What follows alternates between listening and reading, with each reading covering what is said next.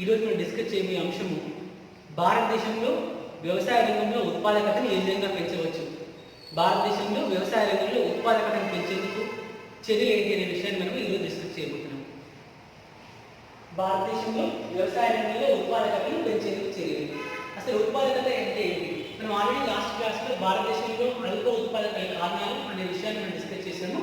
దానికి రెవెన్యూ మెజర్స్గా అంటే పెంపొందించే చర్యలుగా మనం ఉత్పాదకతను అల్ప ఉత్పాదకతను తగ్గించి ఉత్పాదకతను పెంచేందుకు చర్యలు ఏమైనా ఉన్నాయనే విషయాన్ని ఈ టాపిక్లో డిస్కస్ చేయబోతున్నాం. ఉత్పాదకత అంటే సగటున ఒక హెక్టారు పండే పంటను ఉత్పాదకత అంటాము. సగటున ఒక హెక్టారు పండే పంటను ఉత్పాదకత అంటాము. అయితే ఈ ఉత్పాదకతను పెంచేందుకు వ్యవసాయ రంగంలో ఉత్పాదకతను పెంచేందుకు మనం ప్రధానంగా 4 చర్యలు కనిపిస్తున్నాయి. ఒకటి సంస్థాగత సంస్కరణలు, మెరుగైన సాధనాలు, రైతులకు ప్రతిఫలాలను మెరుగుపరచడము, యాజమాన్యం. సంస్థాగత సంస్కరణలు, మెరుగైన సాధనాలు, రైతులకు ప్రతిఫలాలు మెరుగుపరచడము, యాజమాన్యం. ఇది ఒక్కొక్కటిగా చూద్దాము. ఇక్కడ సంస్థాగత సంస్కరణలు. మన వ్యవసాయ రంగంలో ఉత్పాదకతను పెంచేందుకు మనం రెండు రకాలుగా మనం చర్యలు తీసుకుంటే అది సంస్థాగత సంస్కరణలు ఒకటి, నెక్స్ట్ సాంకేతిక సంస్కరణలు. సంస్థాగత సంస్కరణలో భూ సంస్కరణలు ప్రవేశపెట్టుకున్నాము. సాంకేతిక పరంగా అయితే మనం హరిత విప్లవాన్ని తీసుకొచ్చాము. ఆ హరిత విప్లవం మనం నెక్స్ట్ క్లాస్లో చూస్తాము. అయితే ఇక్కడ సంస్థాగత సంస్కరణలో ప్రధానంగా భూ సంస్కరణలు చేపట్టి భారత ప్రభుత్వ చట్టాలను మార్చి భూ సంస్కరణ చట్టాన్ని తీసుకొని వచ్చి అధికంగా భూములు ఉండి వ్యవసాయం చేసుకోకుండా ఖాళీ ల్యాండ్స్ వదిలిపెట్టిన రైతుల నుంచి అత్యధికంగా ఉన్నటువంటి పంట పొలాలు ఉంచుకున్న జమీందారు దగ్గర నుంచి మహాల్వాటి దగ్గర నుంచి ల్యాండ్స్ని తీసుకొని ఎంతైతే కొంత భూ గరిష్ట పరిధి సిద్ధాంతాన్ని ప్రవేశపెట్టి ఎంతైతే ల్యాండ్ అవసరమో అంత ల్యాండ్ కుటుంబానికి కొంత కేటాయించి ఆ ల్యాండ్ నుంచి మిగతా భూ మొత్తాలను ప్రభుత్వం స్వాధీనం చేసుకుని లేని రైతులు పేదవాళ్ళ వద్ద ఉండే భూమి లేని రైతులకు సాగు చేసుకుంటామో అని ఎవరైతే ముందుకు వస్తుందో అలాంటి రైతులకు భూమి పంచింది. ఈ విధంగా భూ సంస్కరణలు చేపట్టింది. ఈ భూ సంస్కరణ టాపిక్ కూడా మనం బ్రీఫ్గా విశిష్టంగా డిస్కస్ చేస్తాం నెక్స్ట్ క్లాస్.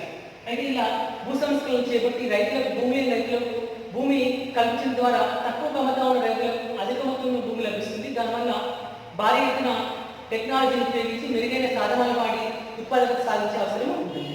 అదేవిధంగా పూర్తిగా భూమి లేని రైతులకు భూమి లభించడం వల్ల ఉత్సాహంతో వ్యవసాయం చేస్తారు. దానివల్ల ఇక్కడ ఉత్పాదకత మెరుగుపడుతుంది. నెక్స్ట్ వ్యవసాయ పరపతిని పెంచడం. వ్యవసాయానికి ప్రధాన మూలధనం అనేది మనకు పరపతి, డబ్బులు, పెట్టుబడి కావాలి. కాబట్టి గ్రామీణ గతంలో చూసామని అప్పట్లో బ్యాంకులు ఏమీ లేదు. కానీ దీంట్లో వ్యవసాయ పరపతిని మెరుగుపరిచే చర్యల్లోనే భారత ప్రభుత్వం కానీ గవర్నమెంట్ అన్ని రకాల చర్యలు చేపట్టి ప్రతి గ్రామంలోనూ, ప్రతి మండలాల్లోనూ, ప్రతి జిల్లాలోనూ స్టేట్ వైడ్గా అన్ని రకాల పరపతి సదుపాయాలు కల్పించేందుకు వ్యవసాయ బ్యాంకింగ్ కానీ విత్త సంస్థలను కానీ అన్ని రకాల విత్త పరపతించే సంస్థలని రకరకాల బ్యాంకులు ప్రతి ఊళ్ళలోనూ మండలాలను స్థాపించాయి. దీని ద్వారా ఎవరికైనా ప్రతి రైతుకు కూడా వ్యవసాయ పరపతిని ఈజీగా అక్కడి నుంచి పొందవచ్చు. బ్యాంకుల ద్వారా విత్త సంస్థల ద్వారా పొంది తనకు కావాల్సిన ఎరువులు కానీ విత్తనాలు కానీ అన్ని రకాల సదుపాయాలు ఏర్పాటు చేసుకుని వ్యవసాయ ఉత్పాదకత సాధించవచ్చు. నెక్స్ట్ పాయింట్ చూసినట్లయితే వ్యవసాయ అవస్థాపన. అయితే ఇక్కడ మనము ఈ ప్రధానంగా ఈ అల్ప ఉత్పాదకతను పెంచేందుకు చర్యలు చూస్తున్నాం కదా, అంటే ఉత్పాదకతను పెంచేందుకు చర్యలు తీసుకుంటున్నాం కదా, అల్ప ఉత్పాదకత తగ్గించి ఉత్పాదకతను పెంచేందుకు మనం ఇక్కడ కారణాలు ఎక్స్ప్రెస్ చేసాం కదా. కారణాలలోనే సమాధానం ఉంటుంది. అక్కడ లేదు అని చెప్పిన ప్రతి టాపిక్లో మనం ఇక్కడ ఏదైతే కొరతగా ఉందో దాన్ని కూడా సమకూర్చుకుంటున్నాం. మనం ఇక్కడ చెప్పాము భూమి సరిగా లేదు కాబట్టి భూ సంస్కరణలు చేపట్టాము, రైతులకు అందుబాటులో భూమి లేదు కాబట్టి. అదేవిధంగా పరపతి అందరికీ లేదని చెప్పుకున్నాం కాబట్టి పరపతి సదుపాయాలు ఏర్పాటు చేసేందుకు విద్య సంస్థలను బ్యాంకులు ఏర్పాటు చేసుకున్నాం. అదే అందులో భాగంగానే వ్యవసాయ అవస్థాపన సౌకర్యాలు. ఇక్కడ వ్యవసాయానికి మనం ఏమనుకున్నాము, రోడ్లు సరిగా లేదు, విద్యుత్ సరిగా అందడం లేదు, మార్కెటింగ్ సరిగా లేదు, పరపతి సరిగా అందడం లేదని చెప్పుకున్నాం. అక్కడ మన కారణాలు వాటిని ఇక్కడ మెరుగుపడి చేసుకోవాలి. అంటే ఇక్కడ వ్యవసాయ అవస్థాపన సౌకర్యం రవాణా కానీ, కమ్యూనికేషన్ కానీ, మార్కెటింగ్ వీళ్ళు వాటి గిడ్డంగులు కానీ బాగా అభివృద్ధి చేసుకుని వ్యవసాయ మార్కెటింగ్ అభివృద్ధి చేసుకున్నాము. దానివల్ల రైతులకు మెరుగైన సేవలు అందుతున్నాయి. రైతులకు కావాల్సిన అన్ని ఫెసిలిటీస్, రోడ్డు కానీ, విద్యుత్ కానీ, మార్కెటింగ్ కానీ, గిడ్డంగులు కానీ, మురుగునీటి పారుదల సౌకర్యాలు కావచ్చు, నీటి పారుదల సౌకర్యం కావచ్చు, అన్ని అనుకూలంగా ఏర్పాటు చేసినాం. కాబట్టి దాదాపుగా ఇక్కడ ఉత్పత్తిని పెంచే అవకాశం ఏర్పడుతుంది. అంటే ఇక్కడ అవస్థాపన సౌకర్యాలు, రైతులకు కావాల్సిన అవస్థాపన సౌకర్యాలను కూడా మెరుగుపరిచి అందించడం. నెక్స్ట్ గ్రామీణ అభివృద్ధి కోసము పంపిణీ వ్యవస్థను మెరుగుపరచడం. ఈ ప్రజా పంపిణీ వ్యవస్థను మెరుగుపరచడం వల్ల ఆహార ధాన్యాన్ని రైతులు అధికంగా పండిస్తున్నప్పుడు దాన్ని అధిక మొత్తంలో మన ప్రజా పంపిణీ వ్యవస్థ ద్వారా కానీ, పంపిణీ వ్యవస్థ ద్వారా కానీ మనకు గ్రామాల్లో గ్రామీణ అభివృద్ధి కోసం వాటిని ఉపయోగించినట్లయితే అక్కడ పండించే పంట రైతు పంటకు గిట్టుబాటు ధర వస్తుంది. ఆ గిట్టుబాటు ధర వచ్చినప్పుడు పంటలు ఈజీగా ఇక్కడ డిమాండ్ ఉంటుంది కాబట్టి గ్రామాల్లో డిమాండ్ ఉంటుంది కాబట్టి అక్కడ రైతులకు పండించబడే గిట్టుబాటు ధర వస్తుంది. వాళ్ళు ఇంకా ఉత్సాహంగా అధికంగా పంటను పండించగలుగుతారు. ఈ విధంగా మనము ఇక్కడ సంస్థాగత సంస్కరణలు, భూ సంస్కరణలు, పరిమితిని అందించడం, అవస్థాపన సౌకర్యాలు, అదేవిధంగా పంపిణీ వ్యవస్థను అభివృద్ధి చేయడం అనేది చెప్పుకోవచ్చు ముఖ్యంగా. నెక్స్ట్ పాయింట్ మెరుగైన సాధనాలు. మెరుగైన సాధనాలు అంటే మనం అక్కడ చెప్పుకున్నాం.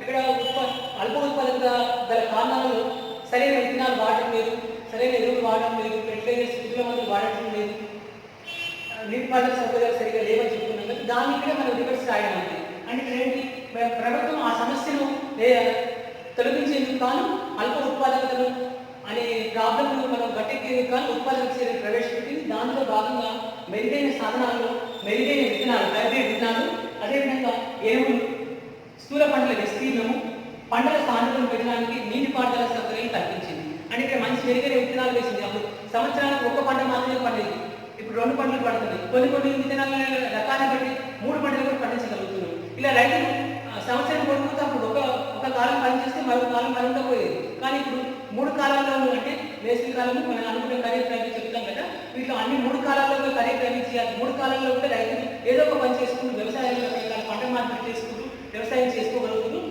ఉత్పాదకతను పెంచుకోగలుగుతున్నారు. ఇలా మెరుగైన విత్తనాలు, ఎరువులు, అదేవిధంగా పురుగుల మందులను కూడా వాళ్ళకి అవసరమైన ఏదైతే వ్యవసాయానికి అవసరమో అవన్నీ మెరుగైన సాధనాలను మనము అందిస్తున్నాము. దాంతోపాటు స్థూల పంటల విస్తీర్ణం, అన్ని రకాల ఒకే పంట వేయకుండా అన్ని రకాల పంటలను ఇంట్రడ్యూస్ చేసాము, అన్ని రకాల విత్తనాలను ఇంట్రడ్యూస్ చేసాము, రైతులకు అలవాటు చేసాము, అన్ని రకాలుగా వాళ్ళకు అవగాహన కల్పించాము, పంటలు విస్తరించేందుకు కావాలని చర్యలను చేపట్టినాము. దీని ద్వారా ఉత్పాదకత పెరుగుతుంది. నెక్స్ట్ పంటల సాంద్రతను పెంచేందుకు నీటిపారుదల సంభావన అంటే మనకు ఎంతైతే పంటలు పండడానికి నీరు అవసరమో అంత వెసులుబాటు కల్పించి అంత వాటర్ ఫెసిలిటీ ఏర్పాటు చేయడం చూస్తున్నాం. అన్ని స్టేట్స్లో కానీ దేశవ్యాప్తంగా కానీ పర్టికులర్ తెలంగాణ స్టేట్లో కానీ మనం ఎన్నో రకాల ప్రాజెక్టులు ఏర్పాటు చేసుకుంటున్నాం, ఎన్నో రకాల కాలువలు తవ్వుతున్నాం. మనం ఇలా చేయడం ద్వారా రైతులకు కావాల్సిన సొంత ఖర్చుకొని బోర్లు వేయించుకొని వాటర్ ఫెసిలిటీ బావులు తొక్కుని వాటర్ ఫెసిలిటీస్ ఏర్పాటు చేసుకొని రైతులకు కూడా ప్రభుత్వం రకరకాల ప్రాజెక్టులు నిర్మించి అన్ని రకాలుగా పంటలకు కావాల్సిన నీటిపారుదల సౌకర్యాలు అందిస్తూ వ్యవసాయ రంగానికి కృషి చేస్తుంది. దీని ద్వారా ఉత్పాదకత అనేది మెరుగుపడుతుంది. నెక్స్ట్ విద్యుత్ సరఫరా.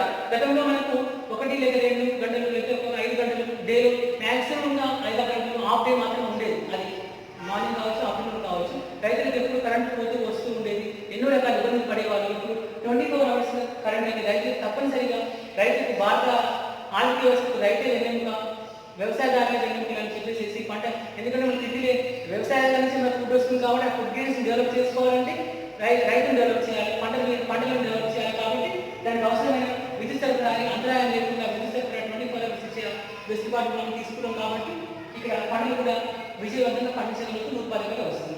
నెక్స్ట్ మెరుగైన సాంకేతిక పరిజ్ఞానాన్ని రైతులకు బదిలీ చేయడం. అయితే మనం కొత్త సాంకేతిక పరిజ్ఞానాన్ని మనం డెవలప్ చేసుకుంటున్నాము, మనం తయారు చేస్తున్నాము, ఎన్నో రకాల పరిశోధన చేసి ఇతర దేశాల నుంచి కూడా మనకు కావాలని తెప్పించుకుంటాము. అవన్నీ రైతులకు బదిలీ చేయడం అంటే రైతులకు రకరకాల స్కీముల ద్వారా ఇవ్వడం కానీ, సబ్సిడీస్తో ఇవ్వడం కానీ, తక్కువ ధరలకు ఇవ్వడం కానీ, వాటిని ఏ విధంగా వాడుకోవాలనే విషయం గురించి ఒక అవగాహన తీసుకొచ్చి వాళ్ళకు చెప్పి చూపించినట్లయితే రైతులు వాటిని వాడతారు. తక్కువ సమయంలో అది వాడకపోయిన ఉత్పత్తి వస్తుంది కానీ మనం మెరుగైన స్థాయి రాదు. తక్కువ సమయంలో అధిక ఉత్పత్తిని సాధించే విధంగా వాళ్ళకు రైతులను మోటివేట్ చేసి సాంకేతిక పరిజ్ఞానాన్ని రైతులు బదిలీ చేసినట్లయితే అధిక ఉత్పత్తిని సాధించవచ్చు. నెక్స్ట్ పాయింట్ థర్డ్ వచ్చేసి రైతుల ప్రతిఫలాలను మెరుగుపరచడం. ముఖ్యంగా రైతు పర్టికులర్గా ఏదో ఒక ప్రతిఫలాన్ని మనం ఆశించి పనిచేస్తూ ఉంటుంది. కానీ రైతు ప్రతిఫలం ఆశించకపోయినప్పుడు పనిచేసేటప్పుడు రైతు భూమి నమ్ముకుని ఉన్నాడు. కాబట్టి అయితే రైతులకు ప్రతిఫలాలను మెరుగుపరిచినట్లయితే ఇంకా అత్యంత ఉత్సాహంగా వాళ్ళు పనిచేసి ఉత్పాదకతను పెంచుతారు. ఫర్ ఎగ్జాంపుల్ ఇక్కడ పిండాకు 2000 ఇచ్చింది, మనం 3000 పెంచామనుకోండి, ఆ పంట ధర పెరిగినప్పుడు ఆ పంటను ఇంకా ఏ విధంగా 2 ఎకరాలు పండించే రైతు ఇంకా 1 ఎకరం పెంచుకొని అధికంగా పంట పండించడానికి ఆస్కారం ఏర్పడుతుంది. కాబట్టి రైతుల ప్రతిఫలాలు మెరుగుపరిచేందుకు కానీ మనం ఏం చేయాలంటే ప్రభుత్వం ధరలకు సంబంధించిన చర్యలు తీసుకోవాలి, ధరల విధానాన్ని మెరుగుపరుచుకోవాలి, ధరలు మరియు దర్యాప్తు చర్యలు కూడా చేపట్టాలి. అయితే విత్తనాలు కానీ ఎరువులు కానీ ఇవన్నీ సబ్సిడీ ధరలకు అందిస్తూ రైతు పంట పండించిన తర్వాత మార్కెట్లో తీసుకొచ్చినప్పుడు వాళ్ళకి కావాల్సిన రేటు రైతు ఏదైతే ఎక్స్పెక్ట్ చేస్తున్నాడో, రైతుకి ఎంత రిస్క్ అవుతుందో, ఎంత వాళ్ళకి ఖర్చు వస్తుంది, దానికంటే రెట్టింపుగా వాళ్ళకు లాభాలు వచ్చే విధంగా రైతు ఆశించిన స్థాయిలో మనం ఎందుకంటే శ్రమకు వెళ్ళగలిగాం కాబట్టి వాళ్ళ అట్లీస్ట్ మనం వాళ్ళకు మ్యాక్సిమం వాళ్ళకి సాటిస్ఫై చేసే విధంగా పంటలకు ధర కల్పించినట్లయితే, మద్దతు ధరలు కానీ అంచనా ధరలు కానీ కల్పించినట్లయితే ఏమవుతుందంటే రైతు ఉత్సాహంగా పనిచేసి పంటలు పండించే ఆస్కారం ఏర్పడుతుంది. ఈ విధంగా ఉత్పాదకతను పెంచుకోవచ్చు. సేకరణ ధరలు కానీ మద్దతు ధరలను పెంచడము, అదేవిధంగా సబ్సిడీస్ ఇవ్వడం చేసినట్లయితే రైతులు ఉత్సాహంగా వ్యవసాయం చేస్తారు, ఉత్పాదకతను పెంచుకోగలుగుతారు. నెక్స్ట్ పంటలకు బీమా సదుపాయం. ఎందుకంటే వరదలు వస్తుంటాయి, భూకంపాలు వస్తుంటాయి, రకరకాల చర్యలు వస్తాయి, అనుకోకుండా ప్రకృతిలో ఎన్నో రకాల మార్పులు జరుగుతుంటాయి.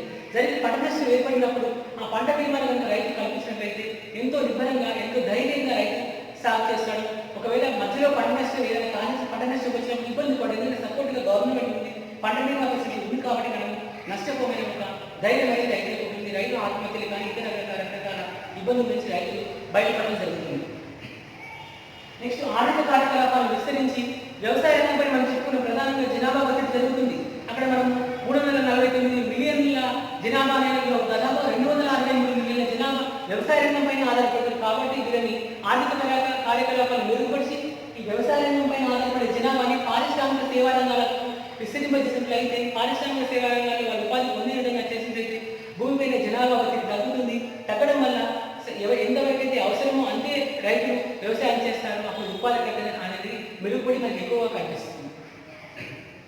నెక్స్ట్ యాజమాన్యం. ఫోర్త్ లాస్ట్ పాయింట్ యాజమాన్యం. ఇక్కడ మనం చూసిన రైతు పథకాలలో ముఖ్యంగా ధరల విధానం మెరుగుపరచడము, సేకరణ ధరలు మద్దతు ధరలు పెంచడము, సబ్సిడీస్ ఇవ్వడము, పంట బీమా కల్పించడము, అదేవిధంగా రైతుల వ్యవసాయంలో జనాభా ఒత్తిడి అనేది తగ్గించాలి. పారిశ్రామిక సేవా రంగాలకు గ్రామీణ ప్రాంత ప్రజలు వెళ్ళే విధంగా మనము చర్యలు తీసుకోవడం. నెక్స్ట్ యాజమాన్యం. యాజమాన్యం చూస్తే మనం పంటలు డెవలప్ చేసేందుకు కాను, పంటలు భూసారం నష్టపోకుండా క్షీణించకుండా ఉండేందుకు కాను, భూమి సమర్థవంతంగా భూమిపైన మనం పెట్టుబడులు పెట్టి భూమిపై వ్యవసాయం చేసేందుకు అవసరమైనటువంటి సమర్థవంతమైన యాజమాన్యం భూమికి అవసరం. ఆ సమర్థవంతమైన యాజమాన్యం కావాలంటే రైతులకు ప్రధానంగా ఏ వ్యక్తికైనా విద్య అవసరము. ముఖ్యంగా రైతుకు ప్రపంచానికి అన్నబెట్టి రైతుకు విద్య అవసరం. కాబట్టి ఇక్కడ రైతులకు విద్య నేర్చుకుని నిరక్షరాస్యమైన రైతులు మనం అక్షరాస్యంగా చేసినట్లయితే ఏ సమయంలో ఏ పంట వేయాలి, ఏ విధంగా ఎలాంటి విత్తనాలు వేయాలి, ఎలాంటి ఎరువులు వేయాలి, ఏది ఎక్కడ దొరుకుతుంది, ఫలానా మనకు కావాల్సిన అవస్థ ఏవైతే పంటకు అవసరం ఉంటే ఆ సామగ్రి ఎక్కడ దొరుకుతుంది, తక్కువ ధర ఎక్కడ దొరుకుతుంది, అదేవిధంగా ఫలానా పండించిన పంటకు ఏ మార్కెట్లో ఎక్కువ ధర లభిస్తుంది, అక్కడ తీసుకెళ్ళి ఏ విధంగా మనము అమ్ముకోవచ్చు అనే విషయాలు, అన్ని విషయాలపైన పూర్తి సామర్థ్యాన్ని కలిగి ఉంటే విద్య నేర్పిస్తుంది. కాబట్టి విద్యను నేర్పించి రైతుని సమర్థవంతంగా మన రైతు యొక్క ఎదుగుదలకు మనం కాదమైనట్లయితే, ముఖ్యంగా విద్యని రైతులకు అందించగలిగినట్లయితే వ్యవసాయ రంగంలో గొప్ప మార్పు తీసుకురావచ్చు. నెక్స్ట్ అదేవిధంగా నైపుణ్యం అనేది యజమాని కావాలి విద్యను అందిస్తాము. దాంతోపాటు భూసార పరీక్షలు చేయించడము. రకరకాల భూమి ఒకే విధంగా ఉండదు కాబట్టి ఏ భూసార పరీక్షలు చేయించి ప్రభుత్వమే ఏ భూమిలో ఏ పంట వేస్తే బాగుంటుంది, ఏ పంట ఎక్కువ డెవలప్మెంట్ చూపిస్తున్న విషయాన్ని భూసార పరీక్షలు, భూ సంరక్షణ, భూ పరిరక్షణ, అదేవిధంగా వ్యవసాయ ఉదాహరణ కలిగించి మంచి పరిశోధనా సంస్థలు ఏర్పాటు చేసి ఈ పరిశోధనలు చేయడం వల్ల రైతుకు మేలు చేసి ఉత్పాదకతను పెంచే చర్యలు ప్రభుత్వం చేపట్టింది. ఆల్రెడీ స్టార్ట్ చేసినట్టు కూడా వాటిని విజయవంతంగా ఇంకా పెంచినట్లయితే సాధ్యమైన ఉత్పాదకత పెరిగే అవకాశం ఉంటుంది.